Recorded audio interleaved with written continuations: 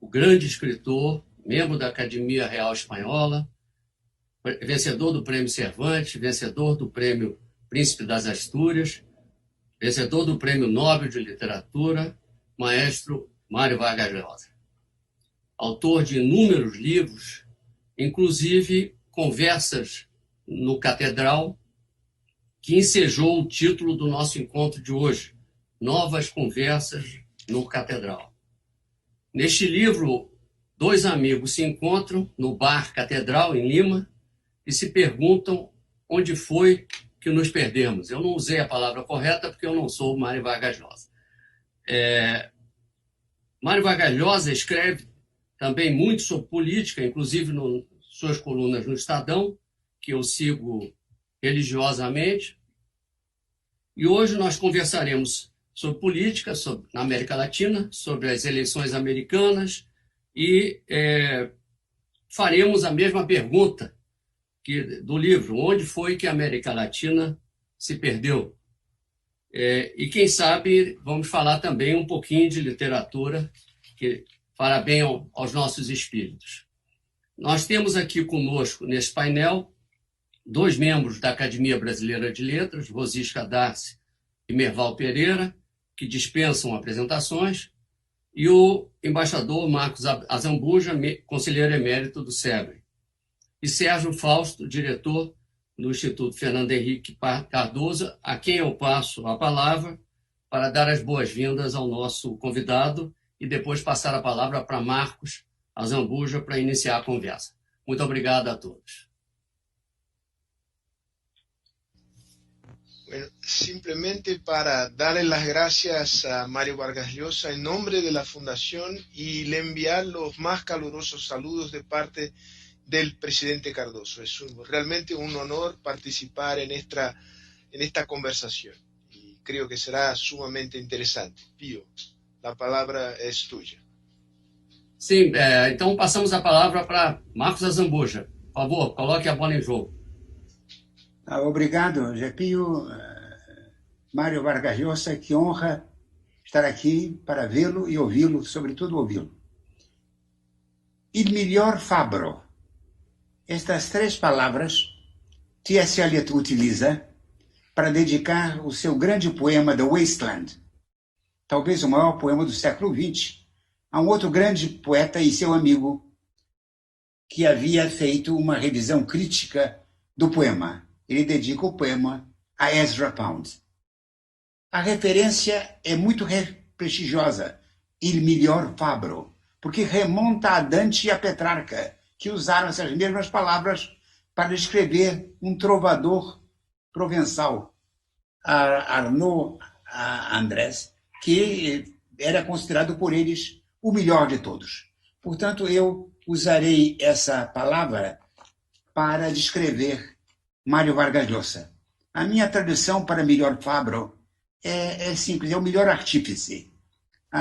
Eu creio que ela corresponde muito bem a essa ideia de qualidade de criação, qualidade literária, qualidade de pensamento. Não lhe falta a Mário Vargas Llosa intimidade com o Brasil. Temos, e ele tem, como ninguém, raízes ibéricas. Temos as mesmas também, conhece como ninguém, como vizinho o Brasil. Mesmo lá atrás, seu Pantaleão tem de negociar com brasileiras que prestam serviços necessários, mas mal vistos naquela imensa Amazônia que compartilhamos. Teve a extraordinária audácia de reinventar Canudos na obra memorável que é a sua Guerra do Fim do Mundo.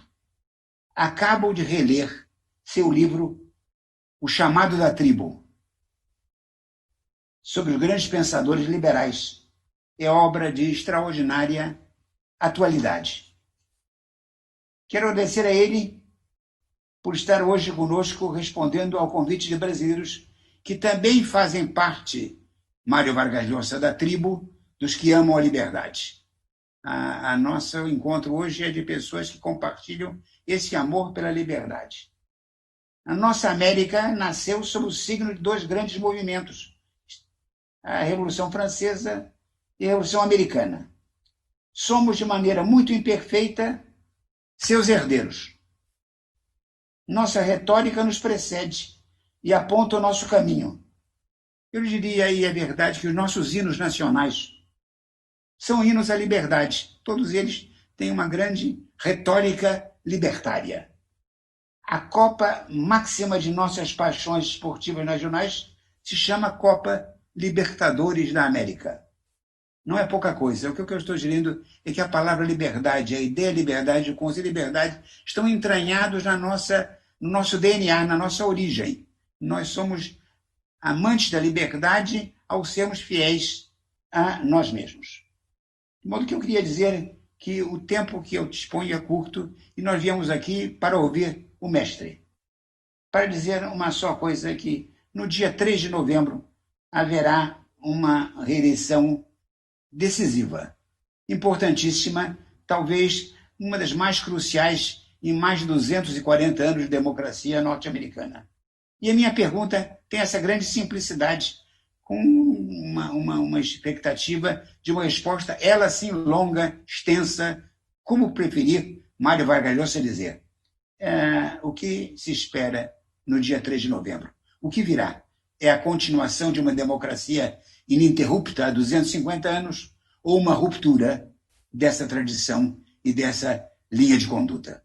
Portanto, eu queria dizer que eu estou aqui com essa curiosidade e depois, se houver tempo, faria outras perguntas, mas eu achei que o essencial no momento é ter essa ideia central. Nós viemos vê-lo e ouvi-lo, Mário Vargas Llosa, portanto, a palavra é sua, a audiência é nossa. Muito obrigado. La pregunta sobre las elecciones de Estados Unidos el 3 de noviembre. Tienen una enorme importancia no solo para Estados Unidos, sino para el mundo entero, por razones obvias. Mi impresión es que la elección de Trump fue un desastre, y no solo para Estados Unidos, sino también para el resto del mundo. Esto no lo digo como socialista, que es de lo que acusa Trump a todos sus adversarios, porque yo tengo, por ejemplo, mucha admiración por Ronald Reagan, que creo que fue uno de los mejores presidentes que ha tenido Estados Unidos. De tal manera que no soy socialista para nada. Y en Estados Unidos me siento más cerca de los republicanos que de los demócratas, por las razones que he expuesto en ese libro que citó el embajador y que se llama El llamado de la tribu. Creo que Trump no tenía credenciales para ocupar la presidencia de Estados Unidos. No tenía la cultura básica de un presidente. Era un millonario que se las había arreglado para no pagar nunca impuestos, según ha revelado el The New York Times, y que desde la presidencia ha dividido enormemente al país por sus ataques desaforados a quienes no piensan como él, a quienes se atreven a criticarlo. Es probablemente la presidencia que ha cambiado más de colaboradores a lo largo de la historia, que se ha acostumbrado a insultar, a intimidar a sus adversarios, y que, entre otras cosas, ha creado una situación muy difícil con los aliados tradicionales de Estados Unidos, a quienes con el cuento de que deben pagar su defensa, los ha amenazado con destruir a la OTAN, y además ha tenido, digamos, lo que es muy raro tratándose de un presidente de Estados Unidos, de decir que al personaje que más admira, al personaje político que más admira, es nada menos que Vladimir Putin. Creo que desde el punto de vista internacional ha creado un desorden, algo impredecible, para un país que debería estar, digamos, encabezando la alianza de los países democráticos, que son los países europeos fundamentalmente, aunque haya pues en el Asia, en América Latina, también muchos países democráticos que miran con mucha admiración a Estados Unidos y que quisieran imitarlo.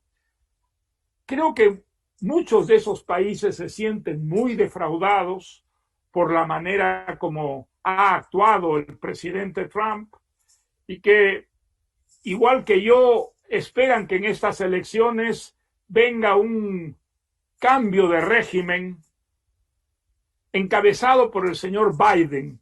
El señor Biden es una figura un poco anticuada, del que no se pueden esperar grandes transformaciones, pero sí un retorno a esa legalidad que siempre nos admiró en Estados Unidos, esa legalidad que permitía, por ejemplo, a los inmigrantes, a los que el presidente Trump odia y no lo oculta, permitía desarrollarse, crecer y alcanzar, digamos, la extraordinaria riqueza, prosperidad que ha alcanzado.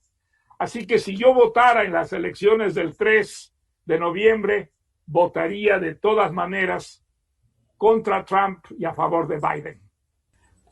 Simplesmente, mas poderia ter usado vários outros títulos que lhe são atribuídos, mas se eu tomo essa liberdade é porque, embora o senhor não saiba, é membro da minha família secreta, ou seja, aqueles autores que eu elegi para conviver comigo a vida toda, aquele o sangue invisível dos personagens me corre nas veias.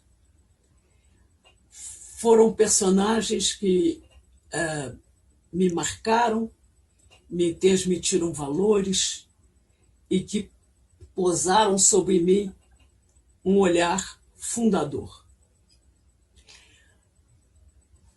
No seu livro A Verdade das Mentiras, o senhor define a literatura como uma forma de utopia que nasce de uma relação ao mundo sentida como inconclusa e a descreve assim: sonho lúcido, fantasia encarnada, a ficção nos completa, a nós, seres mutilados, a quem foi imposta a atroz dicotomia de ter uma só vida e os desejos e fantasias de desejar mil. Não sei nem se lembra ainda de ter escrito esse texto, porque é um texto antigo, mas que me impressionou profundamente. Então a minha pergunta: será que por isso, por causa desse poder mágico da ficção, da literatura, todos os líderes autoritários têm como denominador comum o ódio aos escritores, vistos sempre como uma ameaça? Será por isso que os perseguem, que os prendem, queimam em fogueiras os livros? Talvez quisessem queimar os próprios autores. Será porque os ditadores escrevem uma ficção que chamam de verdade, enquanto que os escritores escrevem verdades que chamam de ficção? Será que vem daí que esse ódio vem dessa inveja do poder mágico da literatura? Le agradezco mucho las palabras cariñosas que ha dicho usted sobre mí y sobre mis libros. Mire, yo creo que la literatura nos completa. Los seres de la realidad somos incompletos. La realidad que podemos vivir es insuficiente para aquello que podemos imaginar, soñar, desear. creo que la literatura expresa nuestro descontento del mundo, las insuficiencias de la vida real para poder satisfacer todos nuestros anhelos, nuestros deseos, nuestras ambiciones.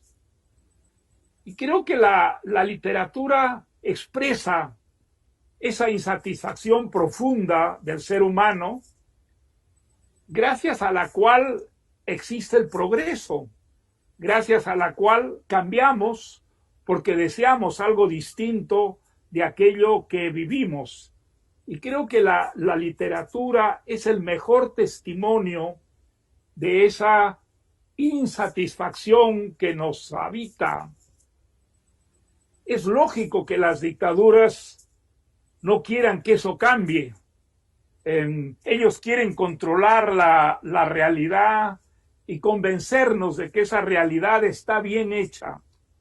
La literatura los desmiente y les demuestra en cada poema logrado, novela lograda, obra de teatro lograda, que la realidad está mal hecha, que la realidad es insuficiente para colmar lo que habita en nosotros.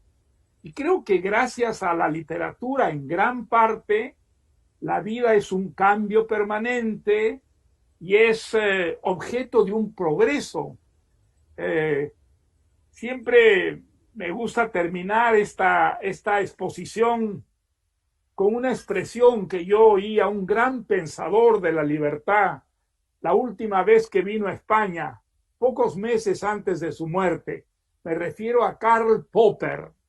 Creo que es el gran filósofo de la libertad en nuestro tiempo. Le preguntaron, pero andan muchas cosas mal, señor Popper. Y dijo, sí, hay hambre, hay enfermedades, hay dictaduras. Pero con todo eso, cuando nos sintamos desmoralizados al ver el mundo, creo que debemos recordar que en la larga historia de la humanidad nunca hemos estado mejor que ahora. Creo que es muy exacto. Con todas las cosas que andan mal, probablemente nunca hemos estado mejor que ahora. Eu gostaria de voltar à questão política, fazer desdobramento da possível derrota do Trump nos Estados Unidos. Para nós do Brasil, essa derrota do Trump tem uma consequência imediata, que enfraquece o presidente Bolsonaro, que faz questão de ser o principal aliado do Trump.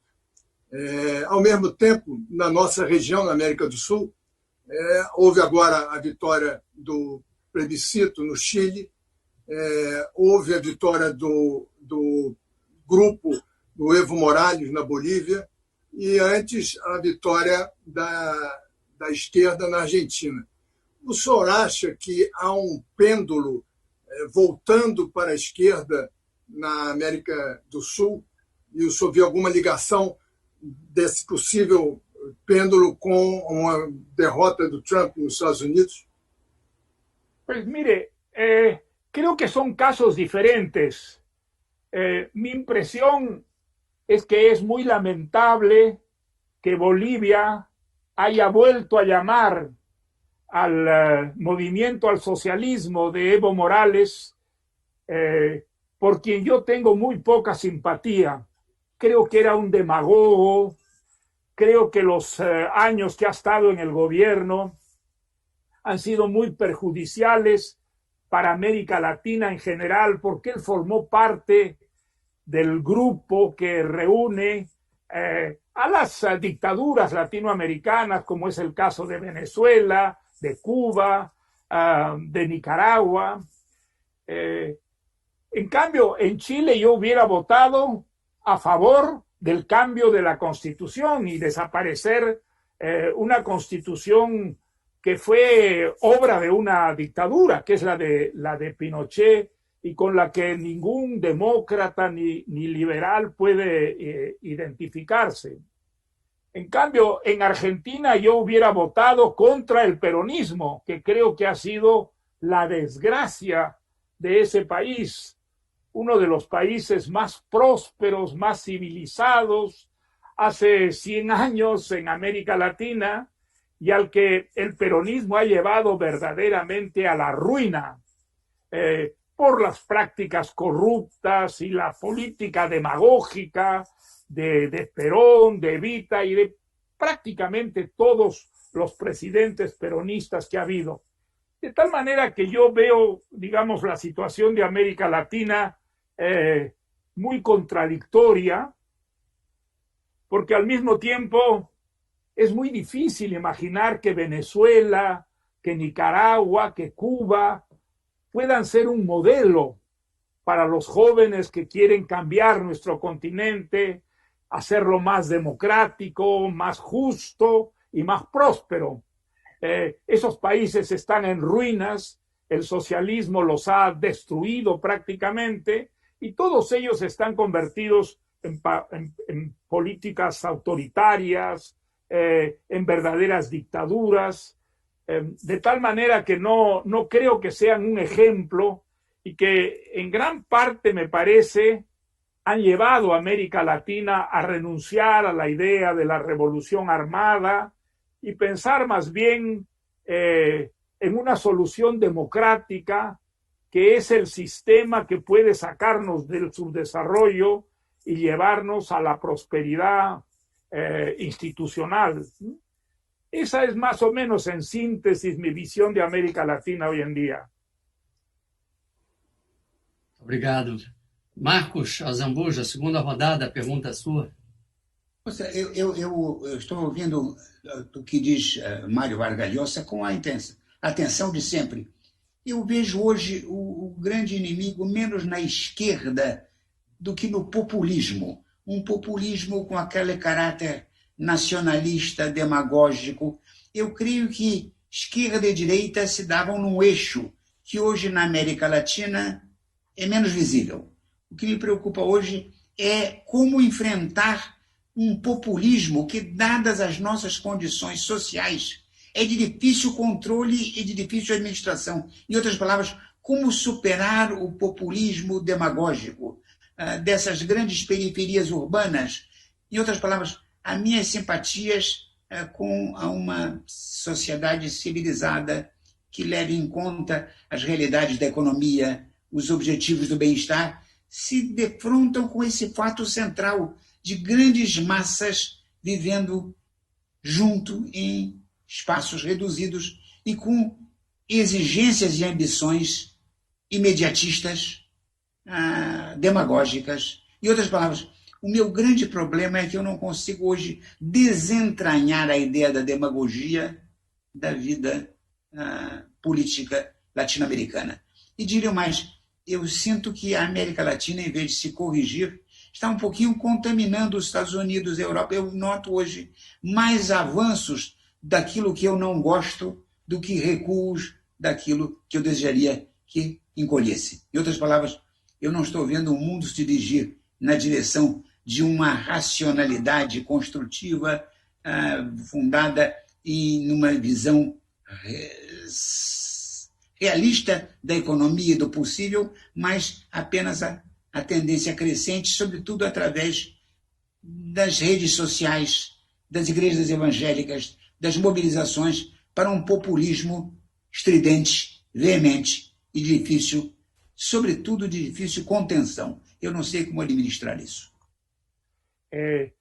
Mire, yo creo que tenemos que combatir el pesimismo pensando en aquellas cosas positivas que vive América Latina.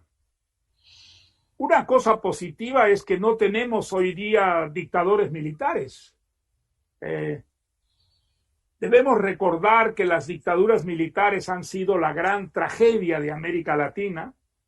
A lo largo del siglo XIX y buena parte del XX, la mayor parte de América Latina estaba bajo dictaduras militares y las dictaduras militares pues han sido un desastre, tanto desde el punto de vista económico como desde el punto de vista de la integración latinoamericana contra la que han conspirado.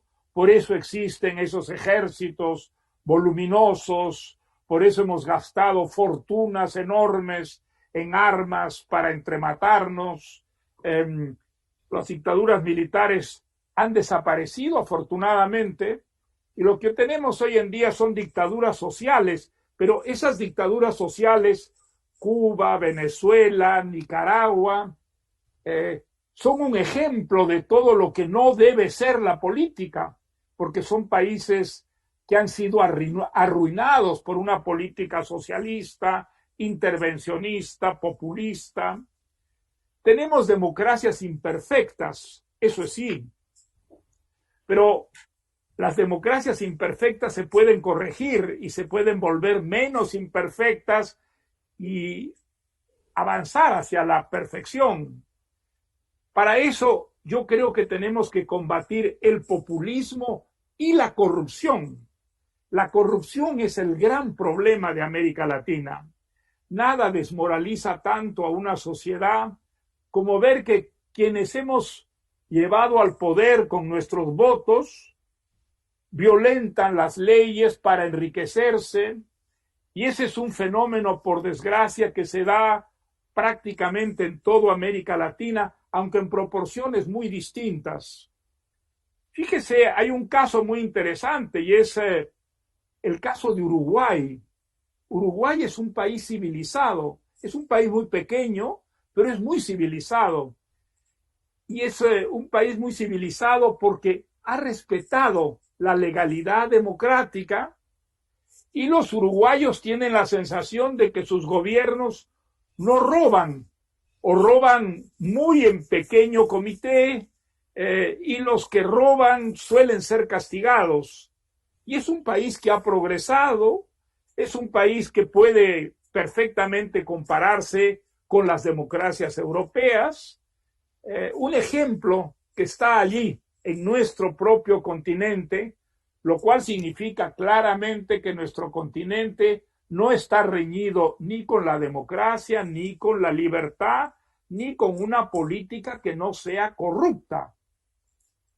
Otro ejemplo interesante es el caso de Chile.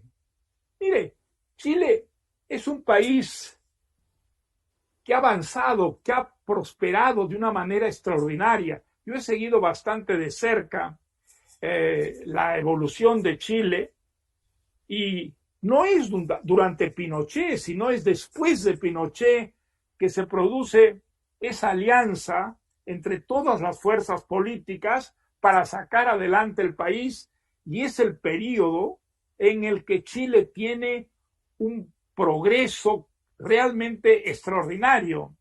Es un país que se ha enriquecido de una manera muy notable y que ha llevado a sectores que eran muy pobres prácticamente a unos niveles de clase media. Entonces, ¿por qué ha habido esas protestas? ¿Qué ha ocurrido en Chile para que ese pueblo que se beneficiaba tanto de los avances económicos, sociales y políticos de ese país protestara de esa manera tan violenta? Yo creo que esas clases que pasaron de la pobreza a unos niveles de clase media encontraron de pronto un techo, una limitación, y no pudieron crecer más, y eso introdujo en esos sectores una gran frustración que se manifestó de esa manera violenta que hemos visto. Fue algo muy distinto de lo que ha ocurrido en otros países latinoamericanos, donde las protestas tenían que ver con la pobreza, con las enormes desigualdades, con la imposibilidad de salir de la pobreza para ciertos sectores sociales. Creo que en el caso de Chile, las protestas estaban más en comparación con lo que ocurría, por ejemplo, en Francia, con los chalecos amarillos, un sector que vivía en clase media y no podía aspirar a más porque había unas limitaciones que se lo impedían.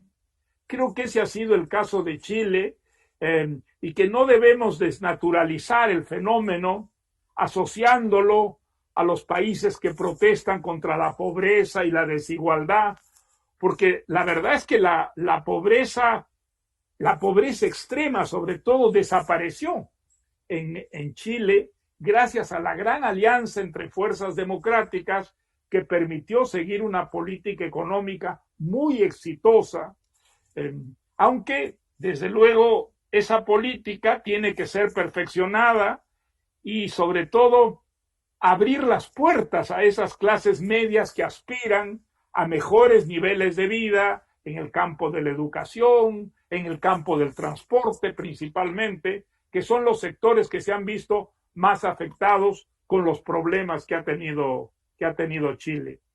Yo creo que la evolución a través de estas elecciones va a permitir a Chile devolverle el dinamismo que, bueno, asombró a toda América Latina y que sentó sobre todo un ejemplo para el resto de los países latinoamericanos, ¿no? Obrigado, professor. Rosisca, vamos falar. Bom, sua obra é permeada pela história da América Latina, um continente que conheceu ditaduras e governos autoritários. A sua vida é um elogio da democracia. Como vê hoje a sobrevivência da democracia em uma espécie de nova era em que a tecnologia permite que mentiras sejam disseminadas como verdades, incitando ao medo, ao ódio, sobretudo manipulando votos e viciando eleições. A democracia pode sobreviver a essas agressões, a pilares dela mesma, como, por exemplo, as eleições livres, a formação do pensamento individual, ou a democracia será enfraquecida não por golpes militares, mas pela corrosão de algumas das suas instituições constitutivas. Mire, yo soy bastante optimista respecto a América Latina y al mundo. No debemos olvidar que el mayor enemigo que tuvo la democracia, que fue el comunismo, ha desaparecido. Los que eran baluartes del comunismo, Rusia, China, ya no son comunistas. Han evolucionado hacia un capitalismo que es dictatorial, por supuesto, pero que ha dejado de ser comunismo. Ni en Rusia, ni en China hay rastros de lo que era la revolución cultural china o lo que era el sistema comunista de la Unión Soviética. ¿Qué queda del comunismo? Quedan caricaturas como Corea del Norte, por ejemplo, o Venezuela o Cuba, que son fracasos evidentes, que se mueren de hambre, que prácticamente han convertido en una cárcel a esos países para que la gente no escape. De Venezuela han escapado 5 millones de venezolanos, por lo menos, simplemente para no morirse de hambre, porque ese país, que es potencialmente tan rico, llegó a la ruina a través del socialismo del siglo XXI, como llamaba Chávez al socialismo que aplicaba. Entonces, ¿qué queda? Queda lo que estamos viendo en América Latina, unas democracias muy imperfectas, que de todas maneras significan un progreso notable respecto a esa América Latina dividida entre dictaduras militares y guerrilleros que aspiraban a repetir, digamos, las hazañas de Cuba desde las montañas. No queda nada de eso en la práctica, salvo grupúsculos muy pequeños, muy insignificantes, que no cambian el proceso hacia la democratización de nuestro continente. Creo que eso debería devolvernos el optimismo y darnos fuerzas para enfrentar el populismo y la corrupción, que están íntimamente ligados. La corrupción es el gran problema en América Latina. La corrupción infesta el continente, es una herencia que tenemos desgraciadamente desde que viene de muy atrás, y no hay democracia que sobreviva a una corrupción como la existente en América Latina.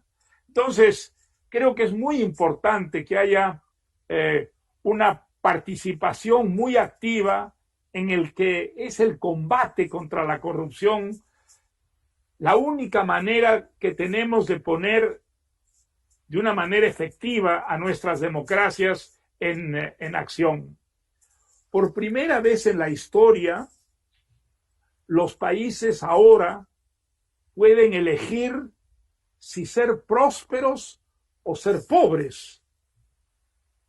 Si elegimos ser prósperos, ahí están los ejemplos.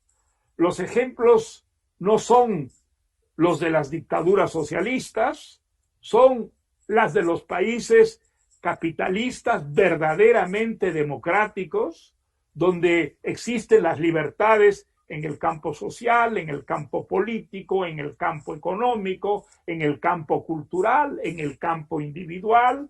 Ahí están los ejemplos.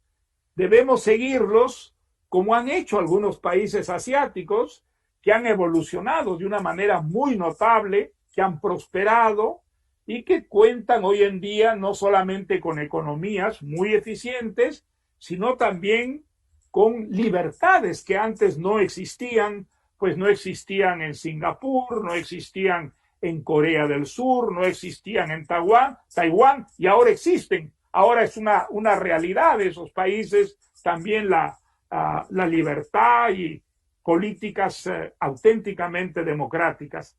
Ese es el ejemplo que pueden seguir nuestros países y creo que hay cada día más latinoamericanos convencidos de que ese es el camino, ¿no? Merval Pereira, por favor.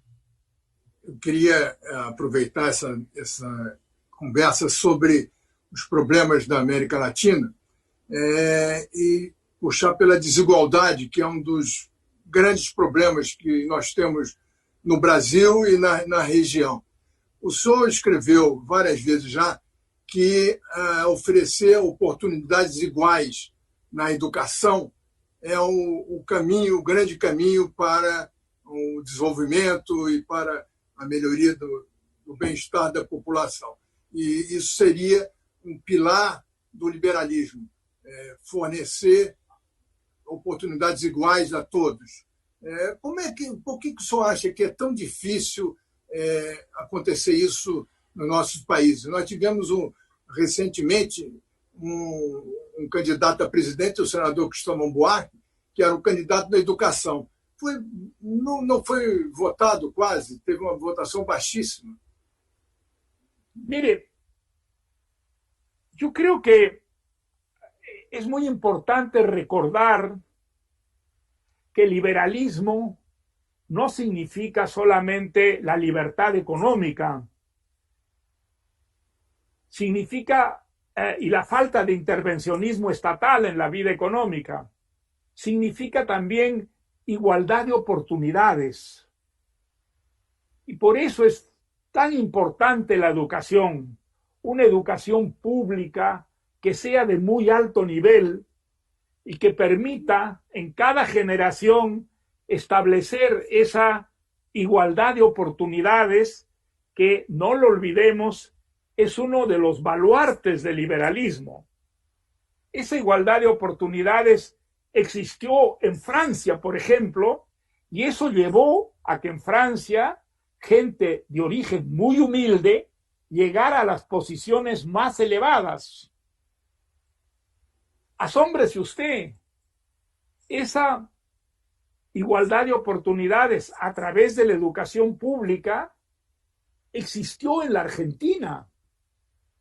La educación fue uno de los grandes éxitos de la Argentina a principios de siglo. Siguiendo las ideas de Sarmiento, se creó una educación pública de altísimo nivel que permitía a los argentinos de cualquier condición alcanzar las más altas posiciones, y ese modelo, por desgracia, fue enteramente destruido por el peronismo. Mire, creo que ese es un factor absolutamente fundamental, sobre todo en países donde hay unas desigualdades económicas tan enormes como en nuestros países.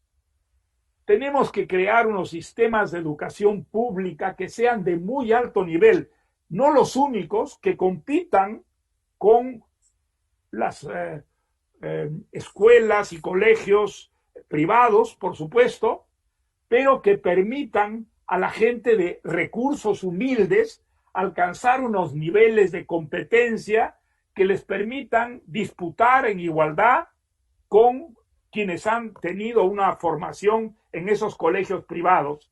Esa será la única manera de establecer un sistema de verdadera igualdad. Los liberales no predicamos una libertad en los salarios, una igualdad en los salarios, ni muchísimo menos. Pensamos que en los salarios debe haber unas diferencias muy grandes de acuerdo a los aportes que cada individuo, que cada ciudadano presta al país, y quien contribuye más a ese éxito económico del país, pues debe tener mejores ingresos que los otros. Pero lo que sí quiere es que haya un punto de partida igualitario gracias a la educación pública de muy alto nivel. Creo que ese es el camino que hay que seguir para establecer, digamos, esa igualdad de oportunidades que es absolutamente fundamental para que la democracia y las instituciones democráticas funcionen. Obrigado. Sérgio Fausto quer fazer uma pergunta, por favor, Sérgio. Hola, permítanme hablar en español. Es que el español es una lengua de familia para mí. Mis abuelos hablaban ladino. Ah, sí. Entonces, que por eso insisto. No, yo quisiera saber de qué manera su experiencia en la política y con la política, ¿no? Salió candidato, llegó a la segunda vuelta en las elecciones peruanas presidenciales del año 1990.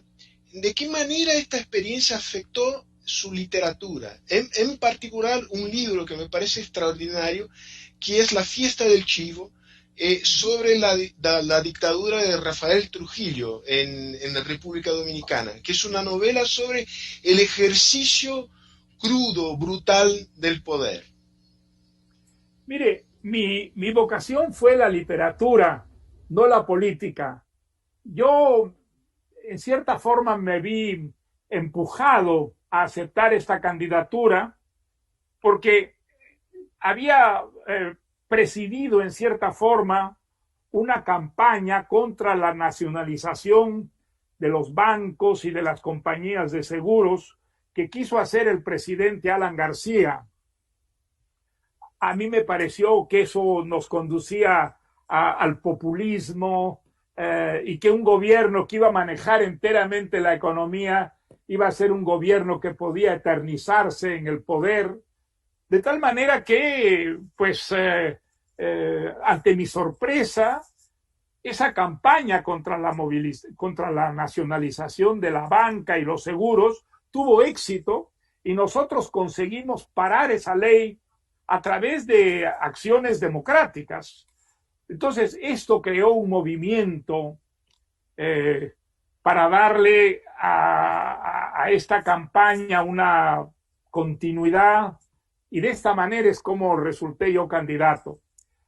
No lo lamento, pero fueron 3 años de mi vida prácticamente dedicados a recorrer el país, a conocer los problemas peruanos, 3 años en los que me alejaron enteramente de mi verdadera vocación, que es la literatura. No sé en qué forma afectó esto a mi propia manera de escribir.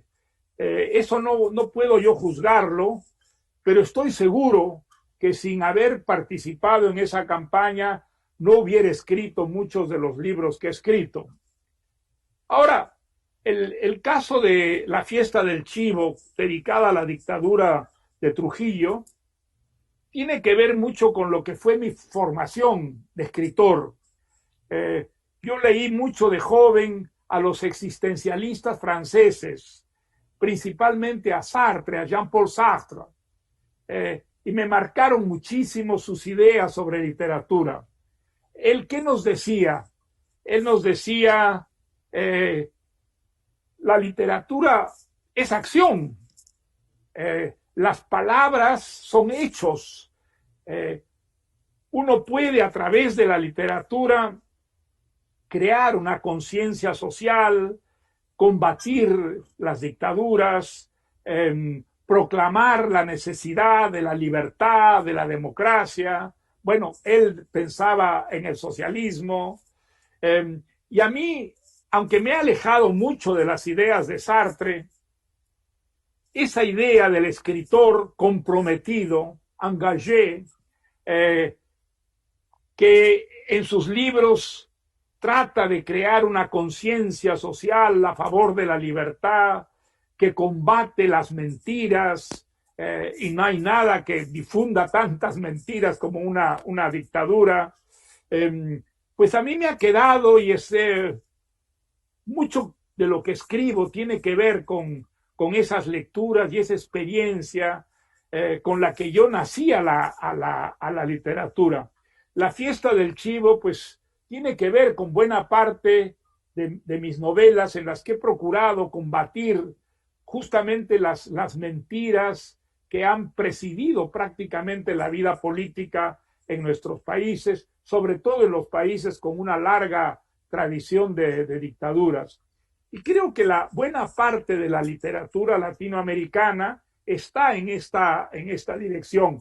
Eso no significa que yo niegue, que desmienta o que critique una literatura diferente, que no está comprometida socialmente ni políticamente, que aspira más bien al sueño, a la fantasía pura, a veces a la experimentación con el lenguaje.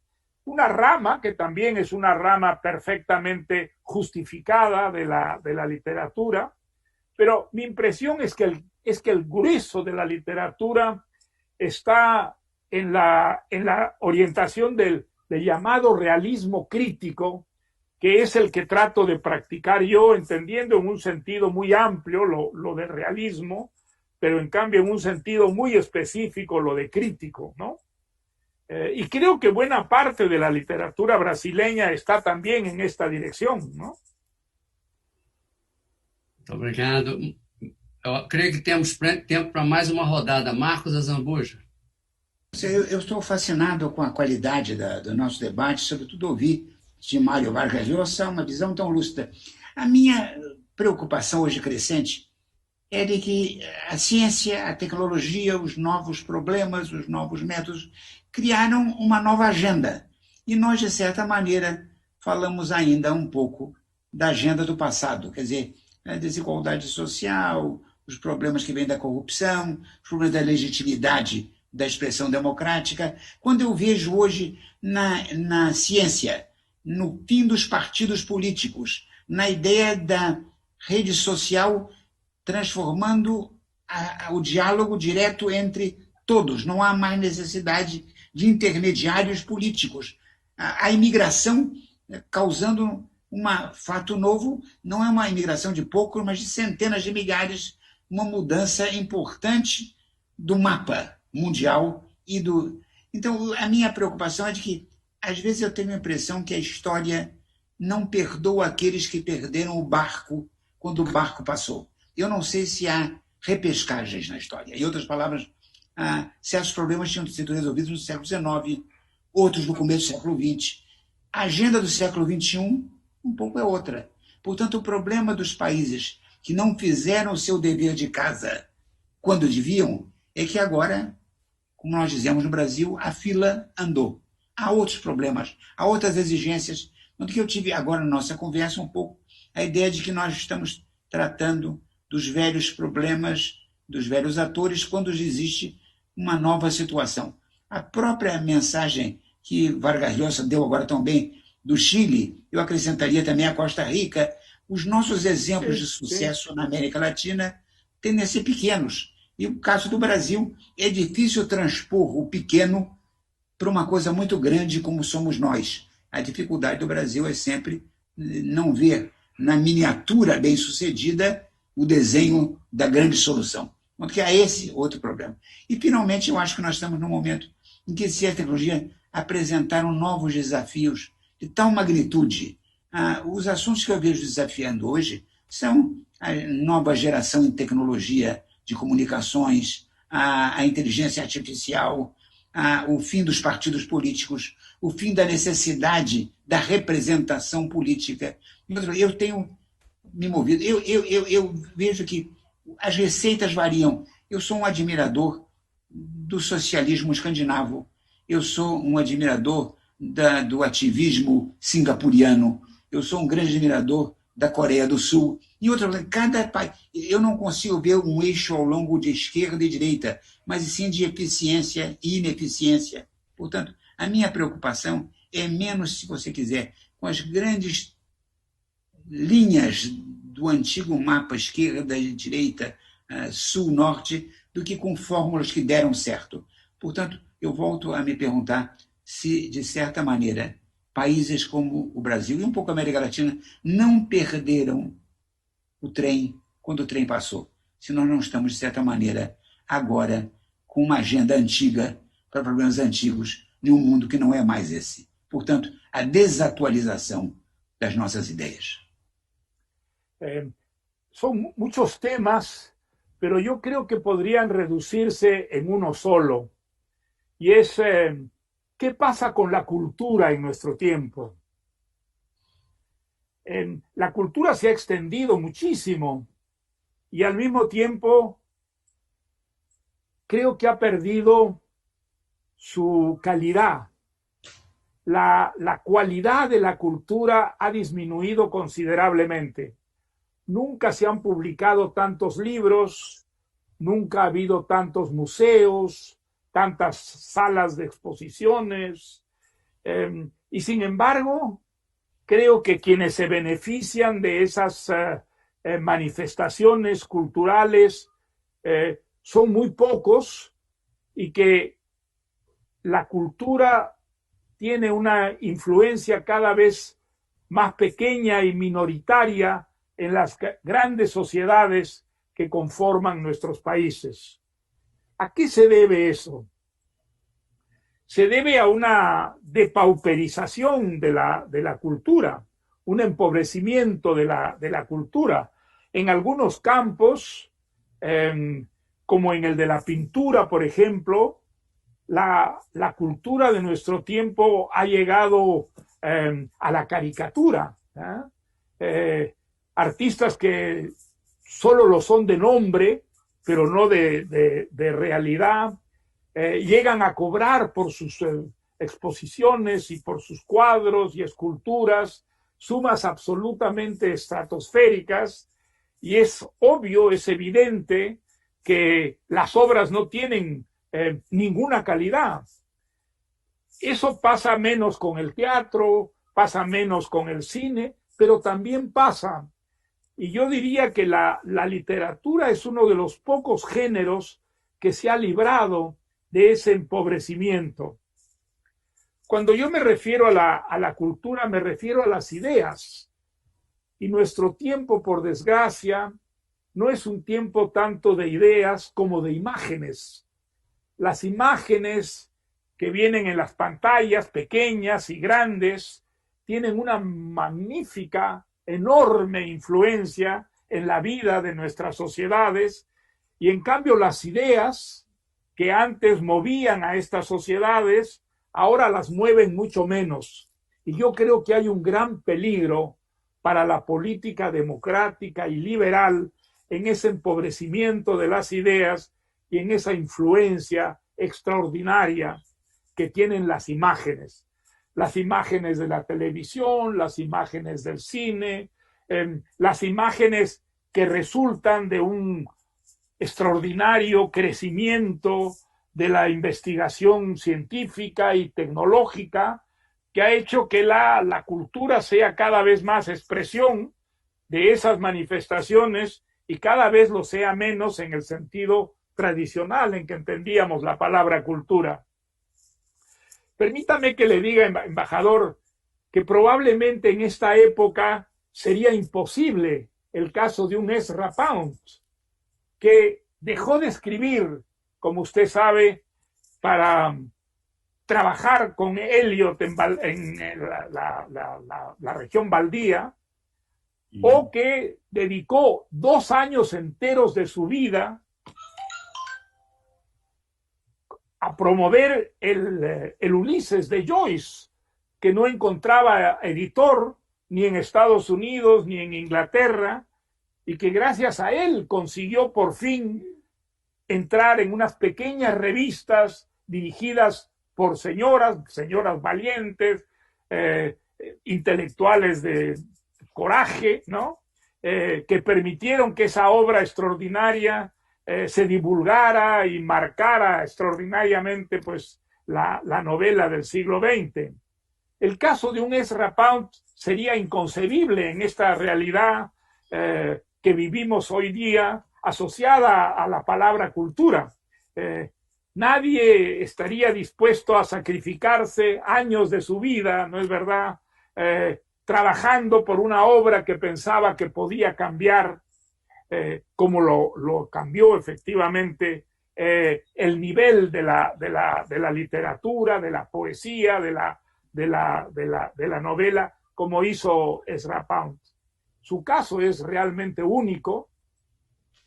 Es un caso único porque era un hombre muy generoso, que dedicó, buena parte de su tiempo a promover las obras que él admiraba, y que sin embargo al final de su vida, increíblemente, se identificó con un régimen como el fascista, por el que llegó a trabajar de una manera pues muy activa. Es un caso que a mí me desconcierta muchísimo, como el de otros malditos de la literatura, que al mismo tiempo que una gran sensibilidad respecto al arte y a la belleza, al mismo tiempo en política podían elegir las peores opciones, ¿no? Creo que tenemos que hacer un gran esfuerzo de nuestra parte por devolver a la palabra cultura ese sentido tradicional que era la divulgación de las ideas y la creación de ideas novedosas, porque por el camino que vamos, las ideas tienden cada vez a marginarse e incluso a desaparecer por la presión enorme que tienen las imágenes y que están en muchísimos casos divorciadas enteramente de las ideas, porque persiguen exclusivamente el entretenimiento. El entretenimiento, sí, de altísimo nivel, viene también con la literatura.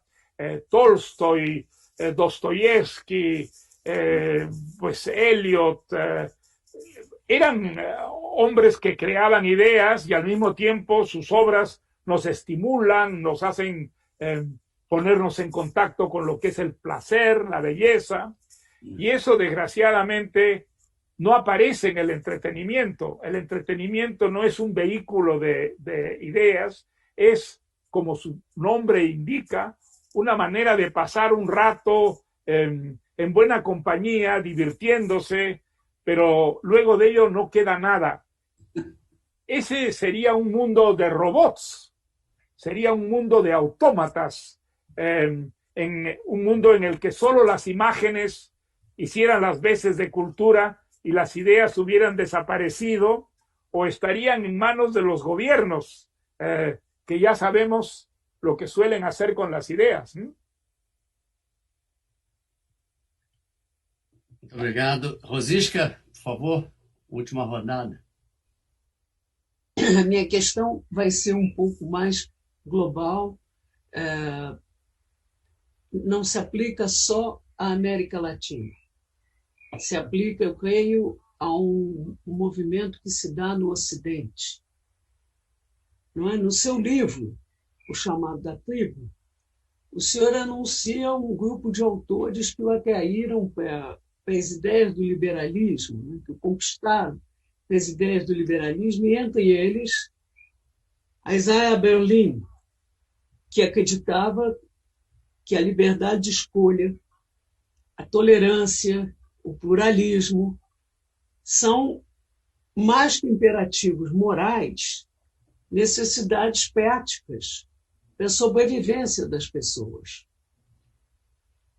Esses direitos e liberdades que nos pareciam conquistas irreversíveis, sobretudo no Ocidente, sobretudo nos Estados Unidos, na Europa, estão hoje sendo questionados exatamente nesses países também, nos Estados Unidos, na Europa, lá onde a democracia estava mais profundamente enraizada, nos parecia essa democracia do cotidiano, da vida cotidiana, nos parecia mais enraizada. Como é que o senhor interpreta, quais as razões que o senhor vê para essa maré regressiva, né? E como imagina que ela possa ou deva vir a ser revertida? O senhor falou agora longamente sobre a cultura, eu acho que é um ponto muito relevante, mas haveria outras explicações para isso? Mire, yo creo que la democracia hoy en día es el único camino que puede elegir un país que quiere verdaderamente progresar en el campo social, en el campo político, en el campo económico. No hay otros modelos. El socialismo ha fracasado. Los ejemplos del socialismo son como caricaturas de países, ¿no es verdad? Venezuela, Corea del Norte. ¿Qué es lo que queda del socialismo? Fracasos cuantiosos en todos los campos, en el político, en el económico. El socialismo ha creado campos de concentración espantosos, como el Gulag, por ejemplo, o la Revolución Cultural China, en la que perecieron 20 millones de personas, por lo menos, si es que no fueron más. Esos pueden ser modelos para alguien, para un país que quiere salir de la pobreza, alcanzar la realidad de la civilización. Evidentemente no. Entonces, lo que queda es la democracia. Ahora, la democracia pues puede ser muy imperfecta. Las elecciones libres no significa que un pueblo siempre vote bien, puede votar muy mal. No olvidemos que tanto Mussolini como Hitler llegaron al poder a través de elecciones libres, y luego desapareció la libertad, por supuesto. Pero es muy importante que la democracia no baje los brazos. Los países democráticos estarán siempre sujetos a amenazas, y entre ellas la amenaza de la demagogia, del populismo, como se está viendo pues tanto en el tercer mundo como en la propia Europa, que es la cuna de la democracia. Ahora, sin embargo, no hay que ser pesimistas. Digamos, estas amenazas a la democracia son de minorías a veces muy pequeñas, que aunque existen y tienen derecho a la existencia, desde luego, mientras no sean violentas, deberían hacernos recordar que la democracia no está allí como algo definitivo y para siempre, ni muchísimo menos. La democracia tiene que estar siendo puesta a prueba cada día, y eso nos lleva a una participación muy intensa, muy activa en lo que es la defensa y el perfeccionamiento de la democracia. Ninguna sociedad es perfecta, pero las sociedades pueden ser perfectibles si la democracia es una democracia activa, es una democracia que en la realidad funciona, y las instituciones que ha creado, pues son instituciones que se están renovando constantemente.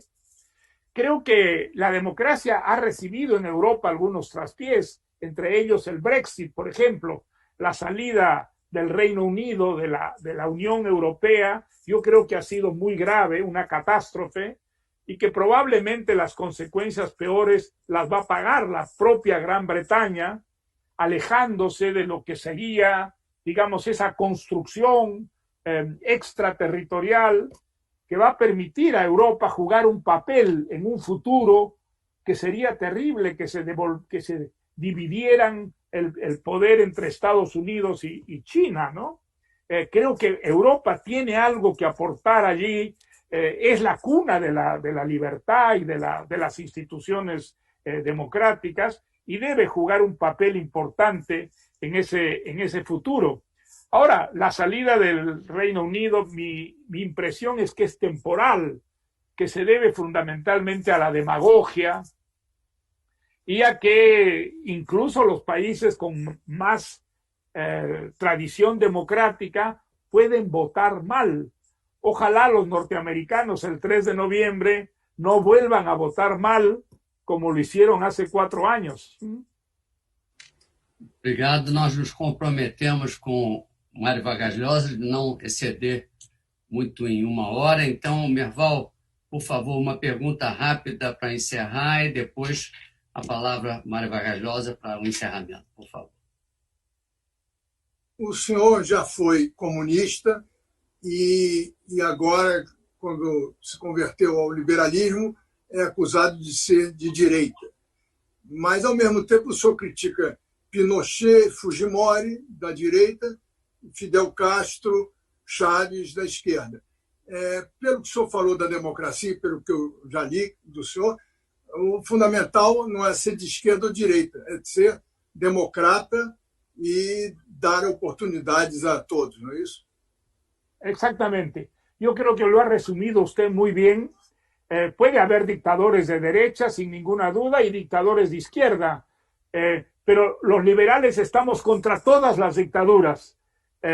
Estamos contra Pinochet, por una parte, estamos contra Fidel Castro, contra Chávez, estamos a favor de la democracia allí donde ella se dé y donde resulten gobiernos salidos de elecciones legítimas, aunque podamos criticar, digamos, las políticas que hacen estos gobiernos. Yo creo que es importante no ser pesimistas en América Latina. Las cosas han cambiado y han cambiado para mejor, sin ninguna duda. Hoy día prácticamente solo Colombia, y está muy reducida, tiene una acción guerrillera violenta. Se ha reducido muchísimo a través de esos acuerdos de paz, sin ninguna duda. Y en el resto de América Latina prácticamente la violencia ha desaparecido. Entonces, lo que quedan son esas dictaduras como Cuba, como Venezuela, como Nicaragua, que son unas excrescencias dentro de un contexto internacional. Si eso es el comunismo, ¿quién quiere el comunismo? Solo grupos muy pequeños, muy limitados en nuestros países defienden todavía esa opción. Creo que el resto de los ciudadanos latinoamericanos aspiran a vivir en libertad y a tener oportunidades de progresar. Eso es lo que les puede dar la democracia unida, como lo estuvo siempre con el liberalismo. Desde luego, la velocidad en el que se puede progresar cambia mucho de país a país, de las condiciones en que se encuentra ese país. Pero vuelvo a insistir en el caso de Chile. Pocos países en la historia han progresado de la manera tan notable como lo hizo Chile y no durante el régimen de Pinochet, sino después del régimen de Pinochet, cuando Chile recuperó la libertad. Ese es un buen ejemplo que tenemos de la manera como en esta época los países pueden elegir realmente o ser pobres o ser prósperos. Ojalá los latinoamericanos, gracias a una acción nuestra decidida, resuelta, elijan ser prósperos. Hoy día esa es una posibilidad que está al alcance de cualquier país, incluso de los países más pequeños y menos, digamos, dotados de recursos. Se puede elegir la prosperidad. Si nuestros países latinoamericanos quieren elegir la prosperidad, tienen que elegir lo que hace esa prosperidad posible, es decir, la libertad, instituciones verdaderamente democráticas, gobiernos nacidos de elecciones y un derecho de crítica que se manifieste prácticamente en todos los niveles de la vida social. Ese es el sistema que ha traído a los países los mejores niveles de vida y los más justos también. Ese es el modelo a seguir, y cuando consigamos convencer a nuestros pueblos de que ese es el modelo a seguir y ellos se orienten en esa dirección, hoy día se puede alcanzar muy rápidamente, es decir, en pocos años, el comienzo de esa prosperidad que es inseparable de la libertad. Muito obrigado. Em nome do SEBRE, Academia Brasileira de Letras, do Instituto Fernando Henrique Cardoso, em particular dos panelistas Rosisca Darcy, embaixador Marcos Azambuja, Perval Pereira e Sérgio Fausto, eu queria agradecer a Mário Vargas essa imensa honra e esse prazer dessa conversa que tivemos hoje. Muito obrigado. Muchas gracias a todos ustedes. Ha sido un verdadero placer conversar con ustedes y sobre todo escuchar esa bonita lengua que es el portugués. Sobre todo hablado por brasileños. Muito obrigado. Muchas gracias. Hasta luego. Hasta luego. Hasta luego.